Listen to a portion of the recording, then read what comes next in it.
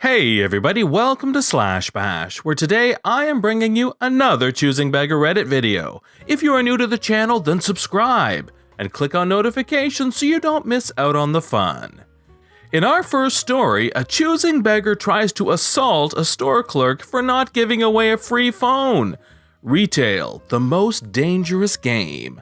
Let's jump right in. This happened about 4 years ago, but I still think about it to this day. I'm a female, and when I was 17 years old, I worked in a phone store. Worst job I've had. Anyway, we sold used phones. This particular lady had come in one day saying that her phone was broken. She had previously purchased it from us 3 months ago. It was out of warranty because we only have a 1-month warranty for all our phones. But because she was a regular, my boss said he would do the best he could to fix it. This lady was very entitled and always wanted to be given free stuff and extreme discounts. I didn't like dealing with her much, so my boss would usually talk to her. My boss spent all his free time day and night trying to fix the phone. He was a terrible person, but he loved kissing customer butts. The lady had come back from time to time, but she was told to please be patient as we still couldn't find the problem. My boss suspected she most likely dropped it and something in the boot was damaged, but he was trying to figure out a solution where she wouldn't have to pay for anything. One day, about a month later, she comes in demanding to be given her phone. I told her it wasn't fixed yet, but she insisted on getting it back. I said that's fine. I go into the back room where the repairs are done, but her phone is taken apart. She said she needed it by the end of the day because they were moving to Florida the same day. Like, yes, wait until the last moment to get it back. My boss comes back and puts it together. Side note, an S6 Edge Plus has a glass back door that is not easy to take off. Sometimes when you take it apart, it can get a little crack.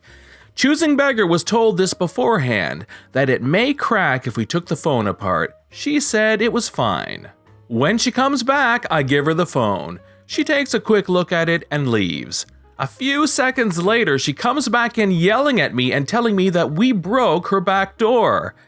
I explained to her that we had previously told her that this was a possibility, and she had said it was fine. She just continues to yell, saying that it was unacceptable for us to be returning her phone to her in this condition. The conversation goes somewhat like this. "How dare you break my phone? I demand you give me a new one." I apologize, but this phone is out of warranty, so we're unable to just give you a new one. "I bought this phone a month ago. I deserve to get a new one. Give me a new phone now." Since she had brought it in to us a month ago to be fixed after having it for 3 months, I didn't understand why she even tried to lie about it. I stood firm and said I would not give her a new one. She started yelling at other customers and started berating me for not doing my job properly. She stormed out and I thought it was the end of it. But then something hit the fan. Her husband, who I had met a few times, was a really rough and rude guy, and the moment I saw him rushing through the door, I felt my temperature drop. He was red in the face and literally trembling.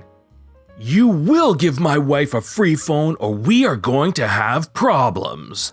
I look over to my boss across the store and see he is just ignoring this large man yelling at me.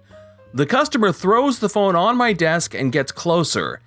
"Give me a new phone right now, or I'll come over there and get it myself." In a smug voice, he starts saying, "It is your fault it is broken, and you are responsible for providing my wife a new free phone, or better yet, pay me back all the money we spent on this phone in cash." He holds out his hand, and I just stare right at him and use my best customer service voice. "Again, there's nothing I can do about this, sir. We have helped your wife as much as we could. The phone is out of warranty and we were only trying to help her because you were a regular customer here. I'm sorry, but we cannot give you your money back or give you a new phone." I possibly, though there's a slim chance, could have refunded her the money or even given her a new one, but they were being rude as flip. He starts trembling again and making his way around the end of the desk to get around to where I am. "Sir, If you step one more foot past here, I'm going to have to call the police." He looks at me, and then he looks at my boss, who again is not giving a care in the world that this man is yelling at me. He balls his fists and starts walking towards me back to the front of the desk. He then quickly lifts his arms and tries swinging at me. There was a monitor in front of me, and he only manages to knock that down. I'm in complete shock that he actually tried to hit me, but I can't stop myself from smiling, partly because of nervousness and also because he tripped trying to hit me. He sees that I'm smiling unfazed, at least on the outside. "Sorry, sir, I'm now going to have to call the police." "Flip you and this place, you'll see what's coming to you. You wait and see." On the way out, he knocks over some chairs and signs, and then he slams the door. I just stand there staring at the monitor and think, he did all that for what? A phone. His wife broke her phone. It was out of warranty, and he wanted us to just give her a new phone. Now my boss decides to turn up. He asks what happened, and I go over it with him. You wouldn't believe just how surprised he was. Turns out he didn't even notice. He was right flipping there, so I'm not sure how his eyes and ears both managed to fail him, but apparently he didn't see or hear anything. They never came back, but oddly enough, 2 days later the store was broken into and completely trashed. I'm not saying it was them, but choosing beggars desperately want what they don't deserve. In story number 2, a choosing beggar wants 20% off of a figurine. He is immediately given the 25% discount. Now he wants 50% off. I think I know how this is going to progress. I had a very angry man come up to the cash register. He was practically purple. He thrusts a figurine in my face and says, "The shelf tag says full price, but online it says 25% off all these figurines." I scan it and it comes up on sale, and I just let him know sometimes we don't always have the sale tags up in time for sale day. He relaxes. As I'm totaling it up, he goes, "Can I have another 25% off because the prices aren't done?" I tell him the sale is already a really good deal as these particular figurines very rarely go on sale at all. He says, "Are you joking?" while sighing loudly and patting his pockets. I just stand there waiting, and eventually he realizes it wasn't going to be any cheaper and he tosses a few bills on the counter. Then he takes the figurine and starts to walk away. He's a good $10 short, so I called loudly, "Sir, you're short." He doesn't stop walking, so I yell, thinking he's hard of hearing, "Sir, you're short. May I have the other $10, please?" He kind of shuffles at the entrance, rolls his head on his shoulders like he's trying to compose himself, and he finally comes back. He's getting angry again, and he says, "Listen, I'm trying not to lose it with you, but you're not doing the customer service bit very much justice here. It's $10. Can't you just give me 50% off like we talked about?" I tell him he cannot have 50% off. He can come back later when he has the money, but the store doesn't do additional discounts. Then I politely request the figurine back. He tucks it under his arm and then suddenly yells in my face, "I paid for it! You have the money!" I got really scared because I just can't handle a grown man yelling at me. He looks like he's about 50, thinning buzz cut, pretty tall, works out. I just looked at the money on the counter and said quietly, "You're $10 short. Sorry." At this point, he just takes the figurine and slams it into the ground so hard it damages the box. He grabs the bills from the counter and lets out a bellowing roar. "I hope you lose your flipping job!" Then he leaves, ignoring the managers who try to get him to come back inside. I pretty much felt like crying, but I didn't.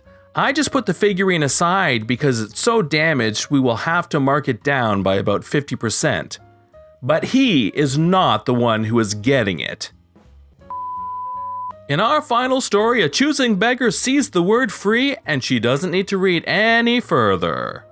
I saw some posts lately that reminded me of this. It happened long ago, so please forgive the lack of screen grabs.